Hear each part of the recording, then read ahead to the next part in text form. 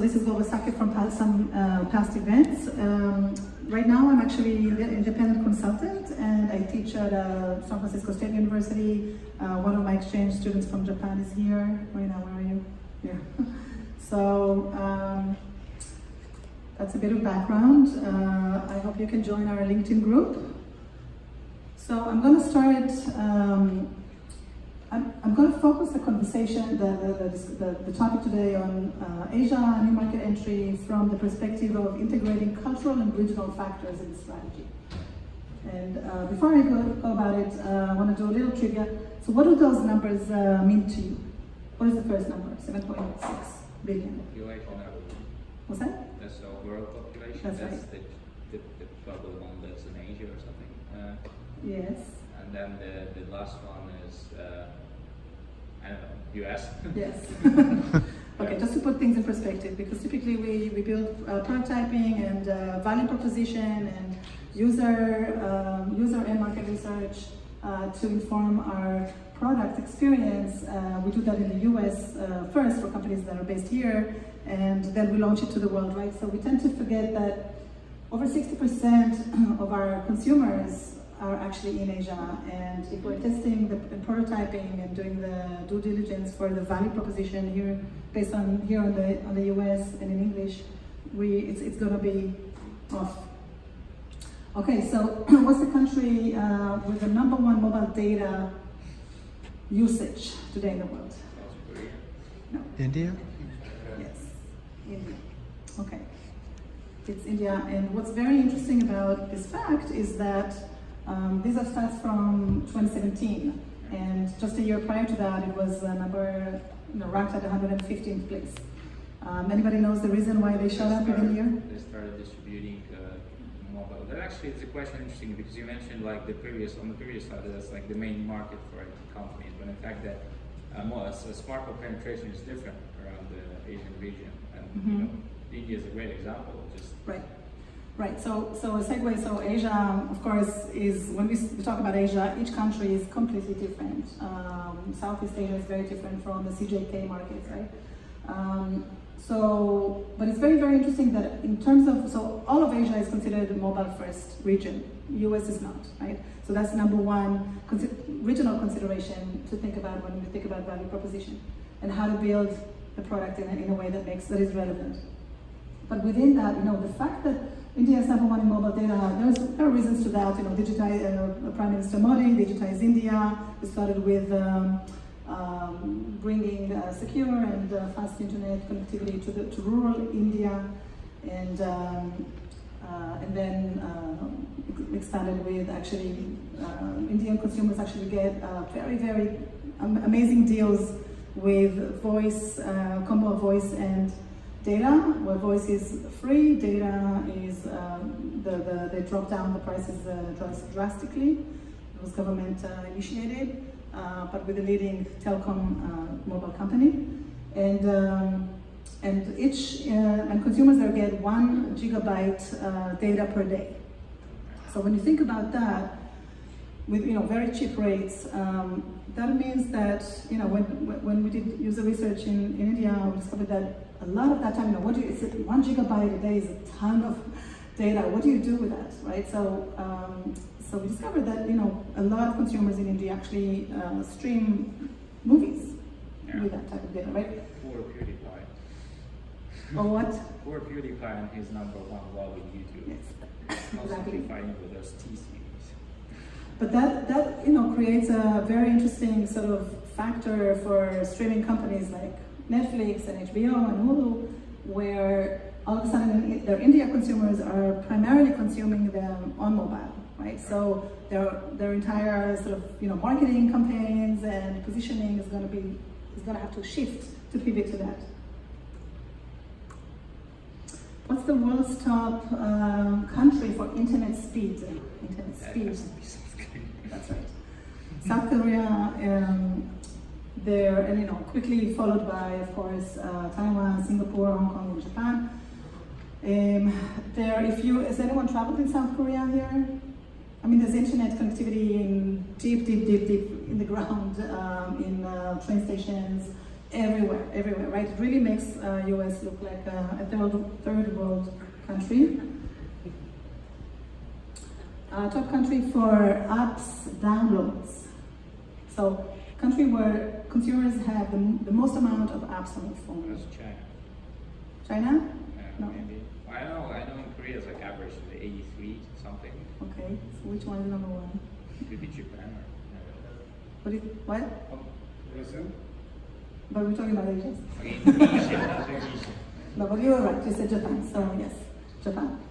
It's very interesting. So, again, you know, all of the Asia countries are mobile first, but the fact that consumers have, you know, primarily interface in Japan, you know, on their phone. But what's interesting specifically in Japan is that consumers have to toggle between 4 different character sets.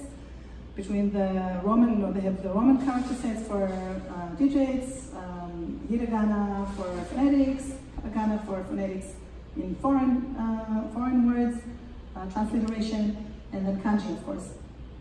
And that means that, you know, building for those consumers, building suggested words, right? Suggested words for selection when they tap in, and anything that can help them accelerate and have a delightful experience in their thumbnailing is critical, because if you don't, then they're just going to go to a competitor app, right? So this type of thing is very important, as well as actually, you know, most of Japanese consumers they have established a much longer relationship with mobile web versus here, right? So building not just a responsive mobile website. Mobile site, but also building a lightweight mobile site, right, which has just the core. It's consumed just on mobile. It has the lightweight. It's much more, you know, for latency, but it has kind of the core values of what you want to show. It's critical. What countries has the oldest demographic? That is a lazy question. What? Japan. And within that, that's an, you know, interesting deeper dive is purchasing value, right? So purchasing power. So what is the volume, by volume, who are the demographics within Japan by volume of online purchases? What is the core? What are we looking at? Teens? No, but by volume. So now it's an older demographic, or the oldest demographic, right? We know that today 27% are over age 65. By 2050, we're going to have over 40% of the population over age 65. That really changes how you position your value proposition specifically to this cohort. But if you're thinking about your buyers by volume, we're looking at women. We're looking at women ages 40 to 49 by volume of online purchases, and by value ages 50 to 69. Right? That's a really important figure to remember when we are positioning our emails and our promotions. What makes sense for this particular cohort? Okay, this is a super tricky question and the hardest one today is the keyword. What are there 200 million of in China? Very tricky question. 200 million what in China today? It's kind of tied to current events. Just wildest guess. Video cameras? There should be more smartphones than that. Like, no, that's North Korea. Video cameras? Wow, yeah. So not just video cameras, but Security. facial recognition, government surveillance, facial recognition, very explicit. It's not implicit. It's everyone, you know, it's an explicit government campaign,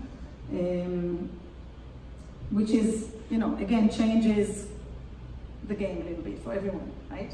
There's also, I think, because it's very accepted by the Chinese culture. It's accepted, exactly, and it's very explicit. There's nothing implicit about For it. us, it's like, wow, how they're following us, but then for them, it's that's all right. We should know about each other. Right, because again, it's positioned as safety, right? Security. Here in the Bay Area, right? Google refused to release the facial recognition technology to the government. Another regional, so all these things that I'm mentioning are regional factors, right? Other regional factors, just to think about when you're building your product strategy for Asia markets, again, it has to be geo-specific by country. But payments is a big, big deal, right? It's a big differentiator. So if we're looking at it, kind of zooming into Asia, of course, in the US, like over 95% credit card, right? Sometimes PayPal. But China, the ecosystem is completely different. Of course, again, mobile first. Credit card account today for only 10 to 20%, right? So it's drastic shift in mindset. And Alipay, WeChat Pay, Union Pay, all the peer payments are of course number one in China. In Japan, still it's a very cash-dominated cash economy. So cash on delivery, the konbini, of course, people in Japan order on Amazon through konbini, and then pay basically in cash in the convenience stores. The JCB card is very popular. But what's very important to remember is that there are no cross-border fees from Japan internationally, right? In Brazil, for example, this is a big issue. So this is why it's a huge inhibitor for Brazilian consumers to purchase outside of Brazil, because they have to accrue all these costs. So for Japan, that is waived, and that's a big opener. And this is part of the government. Again, Japan as an island has extremely high purchasing power in terms of value, but they typically purchase online goods within Japanese sites. Very small percentage outside of Japanese sites, and even that it's from China and US, a tiny percentage. So this is part of kind of helping open Japan out to additional markets. India is a completely different game, right? So again, cash economy, but can you imagine that 85% still today account for cash or checks? Like, who writes checks, right? Very different ecosystem. The expectation is that within 3 to 5 years, there'll be much more e-wallets and electronic payments there. Google and Amazon and all the big players are entering the market with e-wallets. 3D Secure is actually mandatory because, again, fraudulent risk prevention, fraudulent transactions are high, very high, and so it's actually enabling the 3D Secure is actually mandated. So these type of things are very important when companies open their platform for e-commerce to Asia, and they don't consider, they just translate the interface and they don't consider payments, not just methods, but payment processor and building building retry and kicking in the second payment processor and the third and so on, and avoiding voluntary churn that way, they're leaving a huge amount of money on the table. So looking a little bit at China, so now I'm kind of shifting to more cultural nuance. So Guanxi is a very important cultural concept to understand in Asia, specifically in China. It relates to, of course, trust and reciprocity, and it's really that interconnectivity, the perception of the individual, reliability to the other. The association of the individual with the other is very, very important. The obligation, the mutual obligation, and the mutual reciprocity is very, very important. So when I led international product at LinkedIn, the target markets my goal target markets were at the time were India, China, and MENA, Middle East, North Africa. And for China, we looked at the regional factors. So I was looking at, the demographic is much younger age cohort. In India is actually the youngest age cohort. China as well, our addressable segment for professionals and students in China were the 17 to 26-year-olds. In Germany, it was the 35 to 45, right? So in different markets, we were targeting very different cohorts. And in China, that meant that if we're looking at this young cohort, the value proposition for them, the single value proposition for them would be entry level or internship job, right? So knowing that regional factor and then adding the mobile first factor consideration, we built a lightweight off-stack mobile app, native app, for the single value proposition of finding job seeker for the young professionals of China. This also, knowing that in China you have to really kind of have strategic partnerships with the government to be aligned with the government agenda to lift the local economy, lift unemployment. So we sat very well with that. We looked at the regional factors of the ecosystem. So we built WeChat integration and Sina Weibo and Tencent QQ for all the social signals. Of course, Twitter is shut down in China, right? So we had to build a whole different social signal ecosystem. QR code. WeChat integration by far was the number one driver for growth with ABI, address book import. So again, meeting the consumers very much to what Kisa was talking about, thinking about meeting the consumer where they are, right? Within the context of their geo-environment was really, really important. Other things that we did was, in terms of cultural, was thinking about the Guanxi, reciprocity and trust. So we had some marketing campaigns around spring days, spring sunny days outings. So if you sign up and you bring three friends to sign up as well, you get an opportunity to win goods for summer spring days, shoes and balls and things like that. For trust, we partnered with Alibaba, and you could actually, we had a campaign called Sesame Credit, and you could upload your Alibaba credit to your LinkedIn profile, and then we also did a campaign around establishing your professional LinkedIn certificate, which was kind of a big deal. Of if you sign up without a proxy name, with your real name, not a pseudonym, and you hold a real job, you can actually upload your business card to your profile. All of these things, again, are meeting the customers where they are, within the expectations of what makes sense to them, what is a valuable, relevant value add for them. And then the last thing that we did here was, because we understood that in China, government and consumers prioritize local brands, we didn't call it LinkedIn. So we kind of cannibalized ourselves and we called it Chitu. And we went out with that. It was launched as a native app, which it was. And until today, we launched in 2015. Until today, few people know. Does anyone know about Chitu, what this particular app? But people in China, so it's still rated very high in the App Store. It's existent in China, which is already a small miracle in itself. But consumers see it as a native app. It is completely tied to their ecosystem and to their value proposition. So that was a huge success story. But again, we had to cannibalize. We had to come in very humbly and renounce our own brand in a way. Of course, native look and feel is also very important.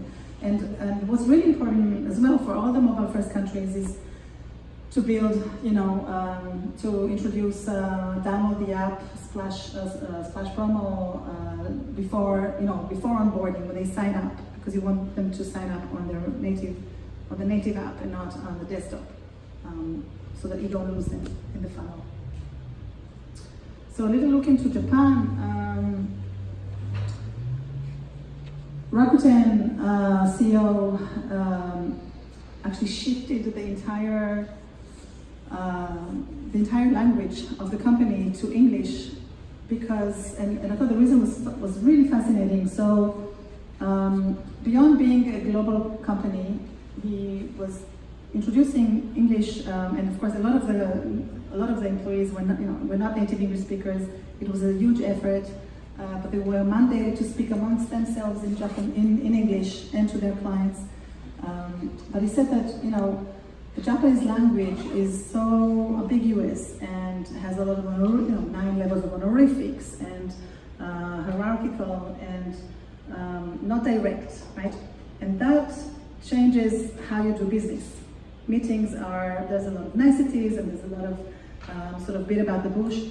And if we want to compete in the global arena, we need to have short meetings, we need to have very decisive yes, no. It's very difficult to say no in Japanese, right?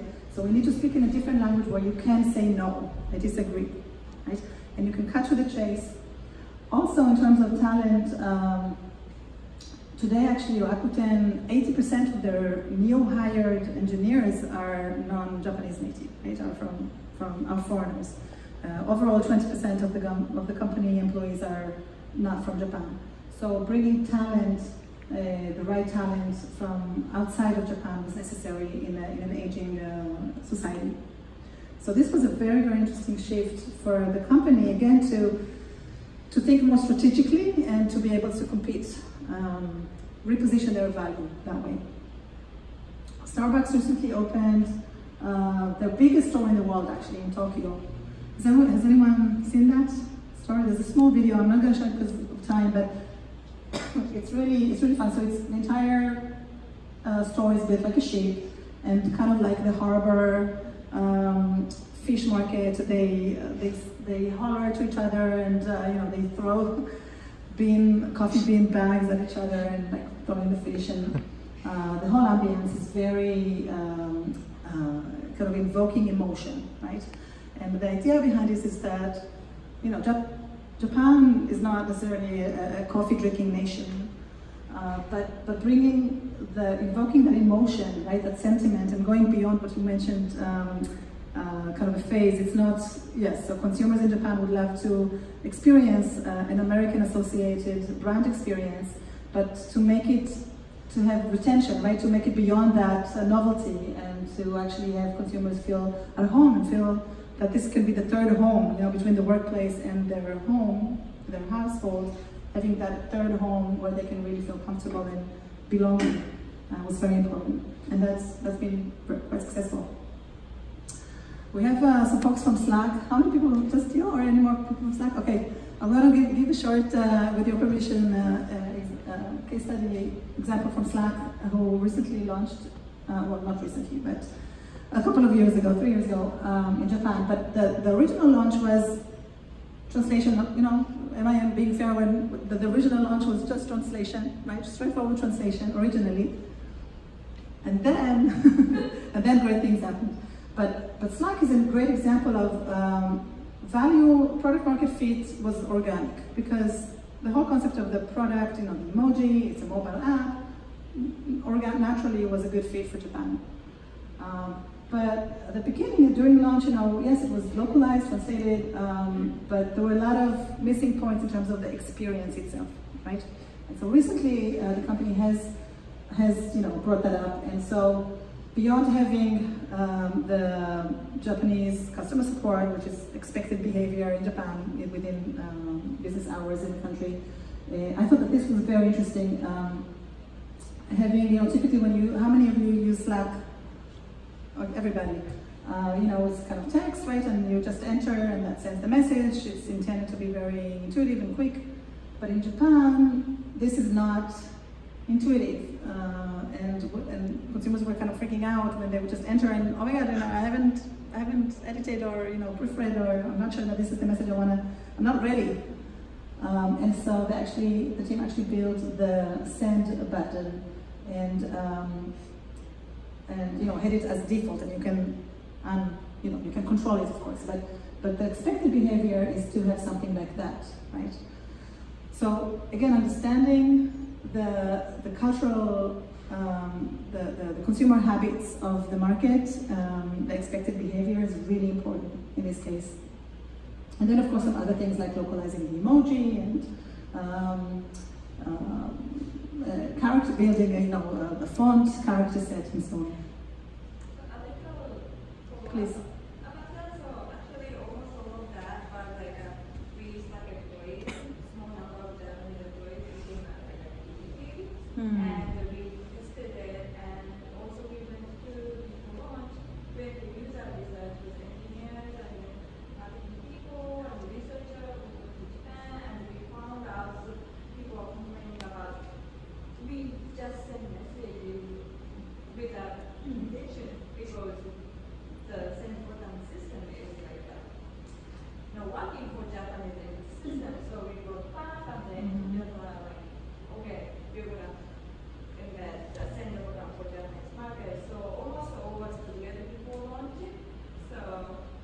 Yeah. So that was really important user, insights that the builders, the engineers would not, or the designers would not know about otherwise. Perfect.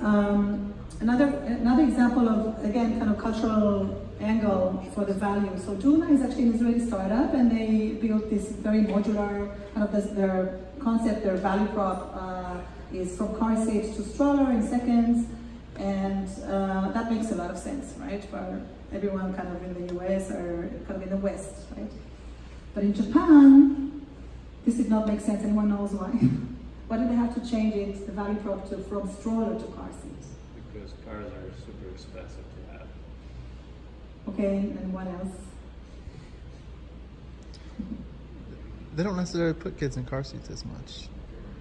So typically, let's say, if you think about the metropolis, like Tokyo, the big cities. Public How do transportation. people, right, public and which is what typically?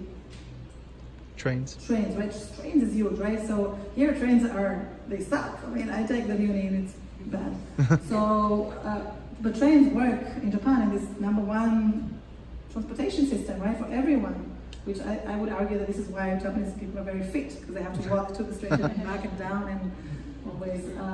But they acknowledged that and they changed the value proposition just by, they didn't change the product, right? But just by, this is kind of a marketing copy treatment that cost absolutely $0, and they were able to reposition the value to the market. That angle. Okay, this is something that actually Kazu gave me that idea in your last talk, so I wanted to show that.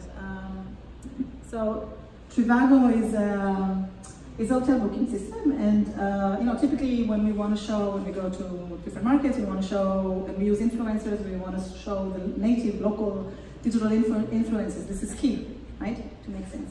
But they chose to actually show the Caucasian, this person from the US. She's a singer, songwriter, and they chose to display her in the Japanese commercial, which was kind of strange. Let's see why.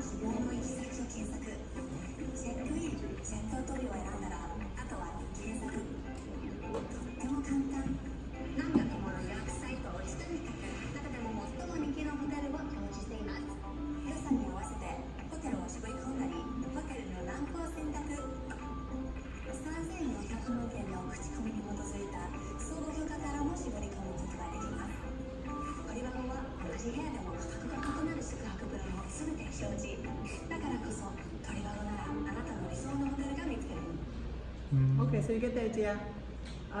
So of course she used to live in Osaka, so she's a fluent Japanese native speaker, and this was actually a huge success because of that, right? Because it gave people something to talk about. It was sensational. It was not unexpected. So it even it optimized the campaign impact.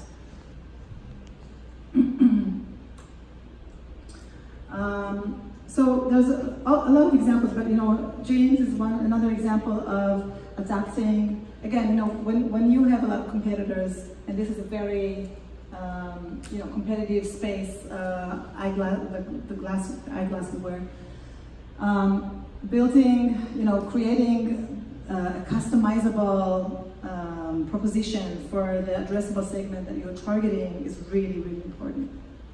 So jeans is of course positioning themselves. Their competitive edge is that they are actually a low-cost fashion eyewear from Japan, and positioning, and with custom fit. So I'm going to skip a little bit here. You know, I mean, again, in Japan, it's very important to, when you establish your value proposition, it's not just something that is handled through the product experience itself, but through establishing real connections in face-to-face events, and reseller model, local customer support. So the sort of the human side to establish that trust and reciprocity and respect is extremely important, right? Japan is actually, you know, digital marketing in itself, digital products. I mean, digital marketing as a space is Japan is kind of late to the game, right? It's now trying to, you know, in the process of catching up, but it's not an extremely digital culture in the way that business is managed.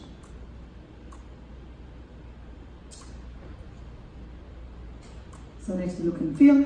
And I'm going to end with this last note about Southeast Asia. Southeast Asia is a completely different, very different ecosystem, right? So we talk about growth opportunities, but it's really important to think about it not just in terms of scale, but in terms of scope. The way to think about Southeast Asia is really, if we think about it in one word, is flexibility, being able to respond very quickly to fast changing dynamics in the market. It's not as stable as the CJK markets. So being able to be extremely modular and flexible, try before you buy is critical, right? Pay later installments are critical when you enter as a new player. Very much about agility. And again, I don't have time to go deep into that, but on a super high level, kind of this is what we're looking at. There are a lot of, I mean, it's a fascinating region. So to conclude, with value proposition, you know, we really think about it as lifelong value proposition, because really there's only 5% of multinational companies that succeed, sustain for the long haul in global growth. And what differentiates them from the rest is that they offer lifelong value. So they are able to pivot and change their, you know, if something works today, it doesn't mean that it's going to work tomorrow. So keep A/B testing and keep, you know, doing the consumer research to understand the next thing, and adapt to that very quickly. Of course, while reducing churn, lifting retention, renewals, and that's our net profit essentially, and you know, factoring in the leaky bucket, right? So we don't want to onboard low intent without giving them any real value. We want to onboard high intent consumers, finding them again where they are with indirect marketing, and pulling them into the product from the beginning, onboarding them with a single, ideally with a single value proposition that is just right for them. Right? So personalization, applied machine learning technologies, and so on. The more implicit signals we know about them upfront, the better to really provide the value, the specific, unique user value, right? Which is sometimes, you know, the one size fits all doesn't work. And really, from the perspective of the customers, it's about, you know, do I know you? Have you done everything you need to do in terms of discoverability in Asia, right? In terms of SEO and SEM.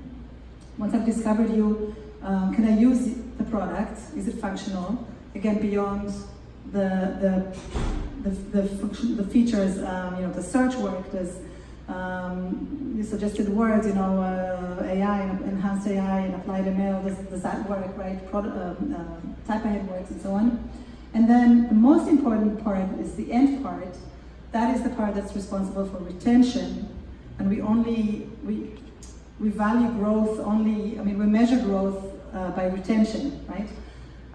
So the retention part, the why they keep coming back to the product, is the value add, is the do I care? And that is triggered by invoking the right emotion, right? The right connection. And with that, I leave you, so thank you very much. And if you have any questions, this is my email, feel free to reach out.